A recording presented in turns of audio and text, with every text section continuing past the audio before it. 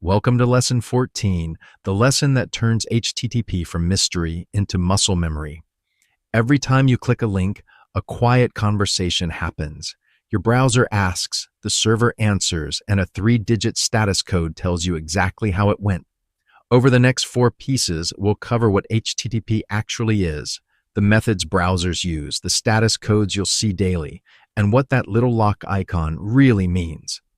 By the end, 404, 500, and 502 stop being scary.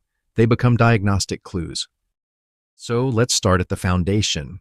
HTTP, Hypertext Transfer Protocol, is just the language browsers and servers use to talk to each other. The pattern never changes. Your browser sends a request, the server sends a response, done. It's stateless, meaning each exchange stands alone. The server doesn't remember the last one.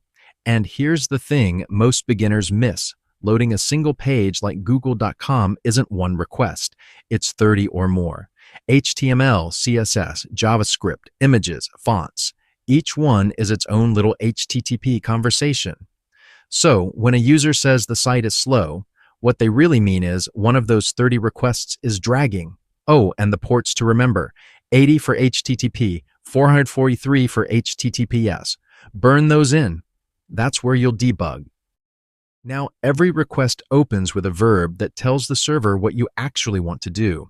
There are 8 of them, but honestly, get carries about 95% of normal browsing. That's just fetching pages and data. Post is what fires when someone logs in or uploads a file.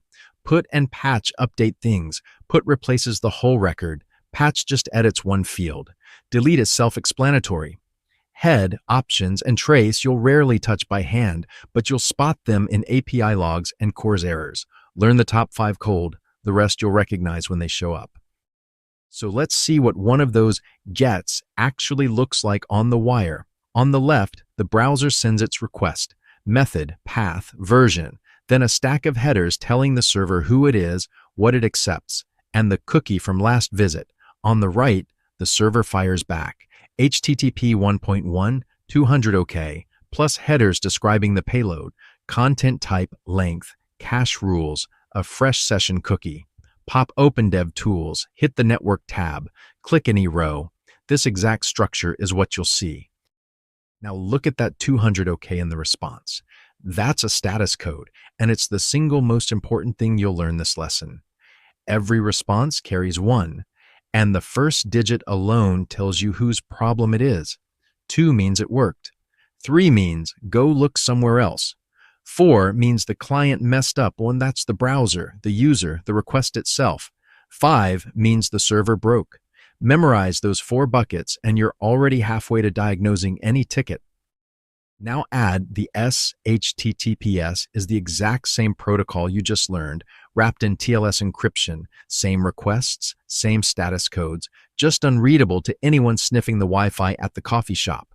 2 things to remember on the job. Certificates prove the server is who it claims to be, which is why a red warning means stop, never bypass. And the lock icon only means the connection is encrypted. A scam site can absolutely have HTTPS. Encrypted is not the same as trustworthy. Time to put it to work. Ticket 1, 404. User clicked an old bookmark, page is gone. Client side, update the link. Ticket 2, 403. They're logged in, but hitting an admin page they don't own. Permissions issue, check their group. Ticket 3, 502. Site-wide for 5 minutes. The backend died and Nginx couldn't reach it. Ticket 4, 500. Form submit. Blew up on the server. Not your problem to fix, but yours to escalate with logs and a timestamp. Client side or server side. The first digit tells you who to call. Before we wrap, lock in the vocabulary.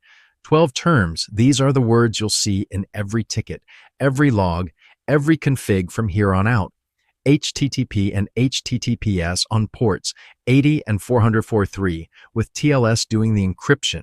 Methods like get and post, status codes, headers, cookies, URLs, APIs, and certs. Know these cold, and you can read a browser's network tab like a newspaper. Now, 5 myths that trip people up and cost real time on tickets. The lock icon means encrypted, not trustworthy. Phishing sites use HTTPS too. 4x is on the client, 5 is on the server. 4 is me, 5 is them. HTTP and HTTPS are the same protocol, just with TLS wrapped underneath. Get reads safely, post changes things, and shouldn't be repeated blindly. And 3S1 is permanent, cached forever. 302 is temporary, rechecked every time. Get these straight, and you'll stop escalating to the wrong team. Get 200 OK. That's HTTP locked in. Request and response. 8 methods with get. Doing the heavy lifting. 4 TTX is me, 5 VKX is them, and HTTPS is just HTTP with TLS wrapped around it. Next up, Lesson 15 takes us into the network closet.